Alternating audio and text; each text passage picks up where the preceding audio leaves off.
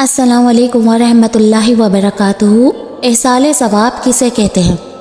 اپنے کسی نیک عمل کا ثواب کسی دوسرے مسلمان کو پہنچانا احصال ثواب کہلاتا ہے۔ کیا احصال ثواب کرنا جائز ہے؟ جواب: شریعت مطہرہ میں اپنے کسی بھی نیک عمل کا ثواب کسی فوت شدگان یا زندہ مسلمان کو احصال کرنا جائز و مستحب ہے۔ سوال: کیا اس کے بارے میں احادیث بھی ہیں؟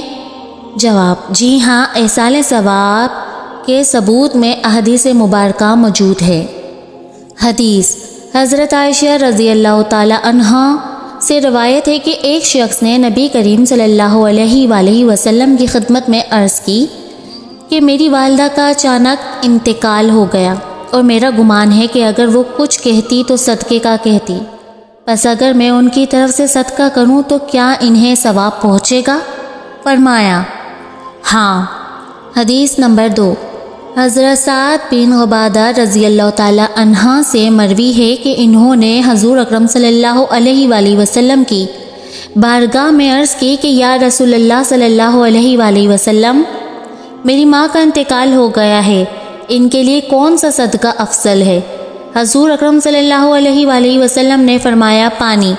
تو حضرت سعد رضی اللہ تعالی عنہ نے ایک کنواں کھدوایا اور کہا کہ یہ کنواں سعد کی ماں کے لیے ہے یا نہیں، اس کا ثواب ان کی روح کو ملے۔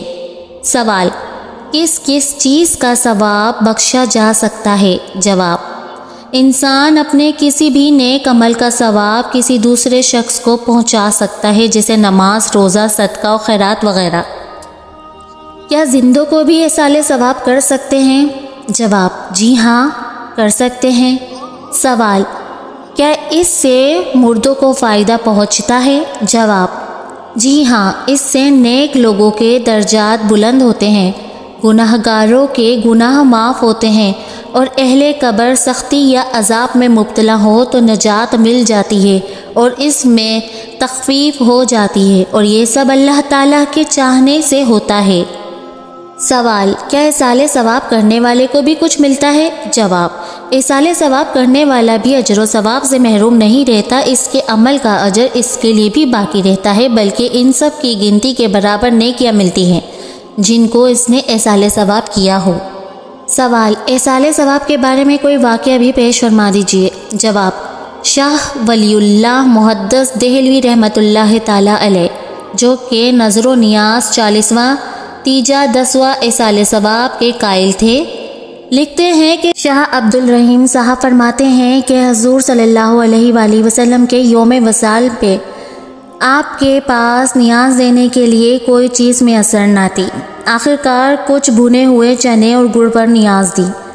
رات میں دیکھا کہ نبی علیہ الصلوۃ والسلام کے پاس انواع و اقسام کے کھانے حاضر ہیں اور ان میں سے وہ گڑ اور چنے بھی ہیں۔ آپ نے کمال مسرت و والتفات فرمایا اور انہیں طلب فرمایا، اور کچھ آپ نے تناول فرمایا اور کچھ آپ نے اصحاب میں تقسیم کر دیا۔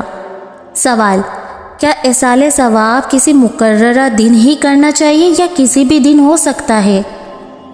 جواب: احصال ثواب کرنے کے لیے نہ کسی کو وقت کو معین کرنا ضروری ہے، نہ کسی عمل کو، بغیر کسی قید کے جب بھی چاہے کوئی نیک عمل کر کے میت کو احصال ثواب کر سکتے ہیں، چاہے کوئی صدقہ کرے یا مدرسہ و مسجد بنا دے، میت کی طرف سے حج کرے، قرآن پاک کی تلاوت کر کے ثواب پہنچائے۔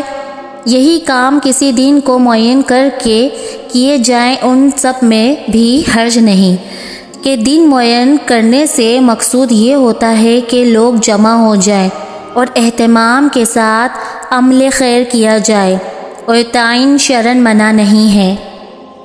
جیسا کہ نماز با جماعت میں لوگوں کی آسانی کے لیے ایک وقت مقرر کر دینا، کسی دینی اجتماع، محافل یا شادی بیاہ وغیرہ کے لیے دن و تاریخ معین کر دینا جائز ہے۔ ہاں، البتہ اس تعین کو ضروری سمجھنا ہے کہ اس کے بغیر احصال ثواب نہ ہوگا، یہ درست نہیں، جاہلانہ خیال ہے، اس سے باز رہنا ضروری ہے۔ سوال: تیجا 10واں 40واں کیا ہے؟ جواب: فوت شدہ مسلمانوں کے سال ثواب کے لیے عموماً قرآن خوانی اور محفل و ذکر و نعت کا اہتمام کیا جاتا ہے۔ نیز کھانا وغیرہ بھی پکا کر تقسیم کیا جاتا ہے۔